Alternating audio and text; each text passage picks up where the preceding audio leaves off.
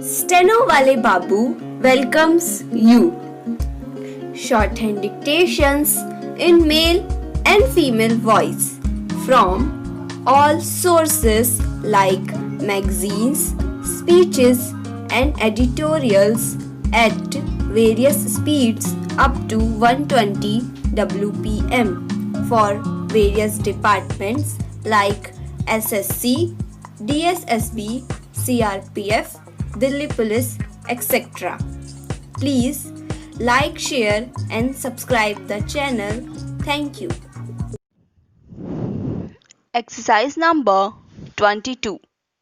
Mr. Vice Chairman, Sir, I rise to lend support to the resolution moved by my friend with full heart were.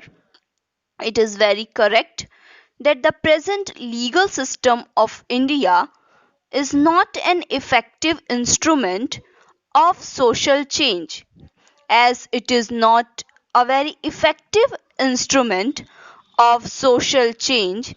Naturally, it cannot provide social economic justice to the weaker sections of people, to the underprivileged people who form the majority in India. Sir, we all know that the old order change yielding place to new. Change is the only unchanging thing in this constantly changing universe.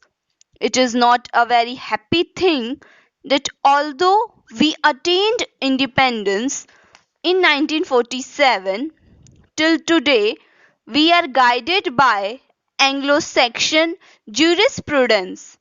We all know that India is a socialist country and goal of socialism has also been embedded in our constitution.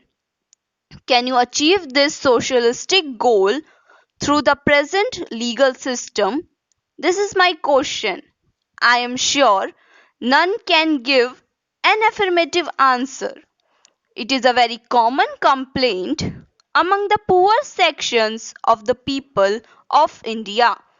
The downtrodden masses, the toiling masses, the people who cannot pay for costly litigation, that they are very scared of going to the court.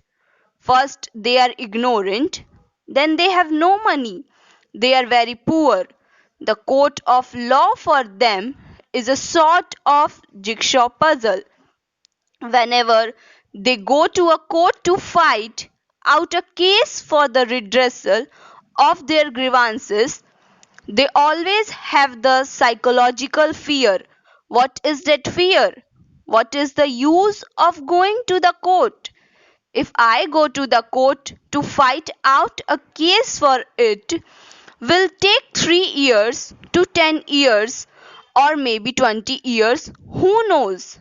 So, this inordinate delay in the dispensation of justice is a great hurdle for the poor people who cannot fight out costly cases. And even when they go to the court, the poorer sections of people have to pay high fees to the lawyers. In the process, they lose all the property, lock, stock, and barrel, and whatever they already have. There is a very interesting story.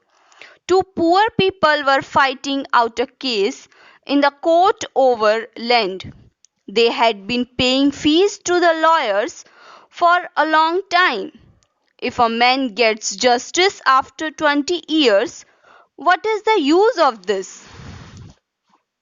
Now, as far back as 1928, Pandit Motilal Nehru laid great emphasis on judicial reforms, and in the 50s also, the chip of the old block, Pandit Jawaharlal Nehru harped on the same string.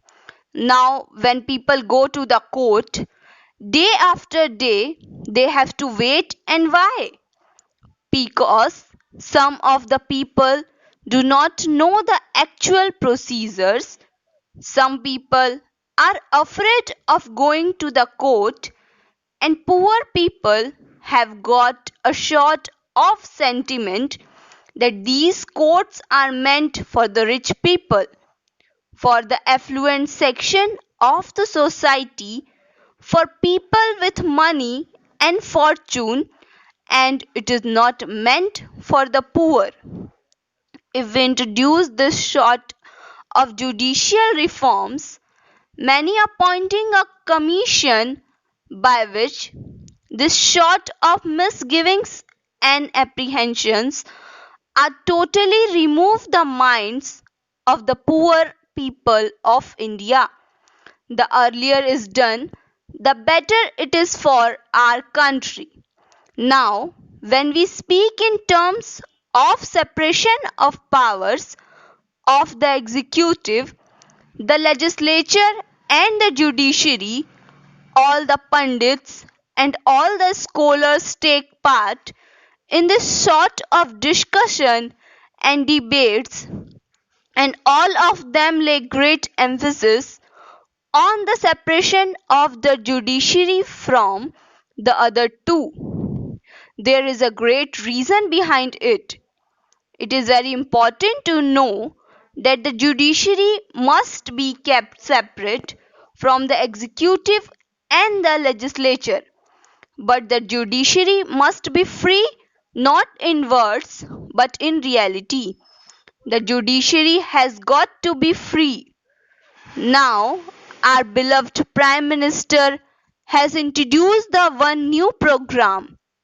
There are many schemes under this program, and I have found that under this new one program, lands have been distributed free to the landless people. But what happened the moment the new regime came? All the landlords came, swept on them, and took away the lands, and those poor people did not get any justice anywhere. So, if justice remains just on paper, if justice is not carried into the field to the poor people of our country, what is the value of this justice? I don't find any meaning in it. So, justice has got to be made effective, substantial, and cheap, and its dispensation must be very fast. Now, I have gathered this knowledge that the National Law School of Bangalore has recommended that the law course should be for 5 years. I do not understand the reason behind it.